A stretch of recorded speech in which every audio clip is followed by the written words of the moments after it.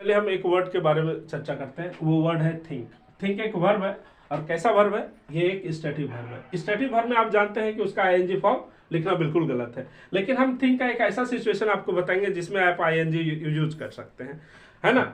तो चलिए उसको एग्जांपल समझते हैं। अगर थिंक का अर्थ सोचना हो तो उसका आईएनजी फॉर्म लिखना बिल्कुल गलत है। अगर थिंक का अर्थ सोचना हो तो उसका अर्थ आईएनजी फॉर्म लिखना बिल्कुल गलत है। जैसे एग्जांपल से समझते हैं, I am thinking of you. अगर आप लिखते हैं I am thinking of you तो लिखना बिल्कुल गलत है, क्योंकि यहाँ थिंक का अर्थ क्या हो रहा है? सोचना। तो इसको सही करने के लिए आपको क्या लिखना पड़ेगा?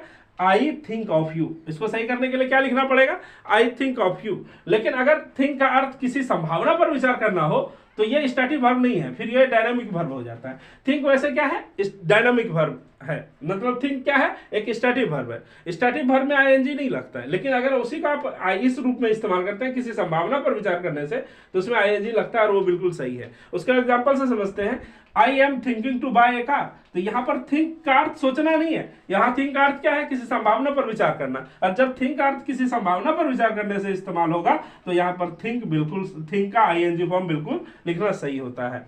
तो इस तरह का सेंटेंस आप लिख सकते हैं, I am thinking to buy a car. इस तरह का और भी सेंटेंस आप लिख सकते हैं, I am thinking to go to America, I am thinking to buy a house. इस तरह का आप सेंटेंस प्रयोग कर सकते हैं। तो वहां क्योंकि थिंक का अर्थ वहां फिर क्या हो जाएगा? किसी संभावना पर विचार करना। लेकिन थिंक का अर्थ केवल सोचने से होगा तो उसमें आईएनजी नहीं लगेगा और वो लिखना बिल्कुल गलत होगा।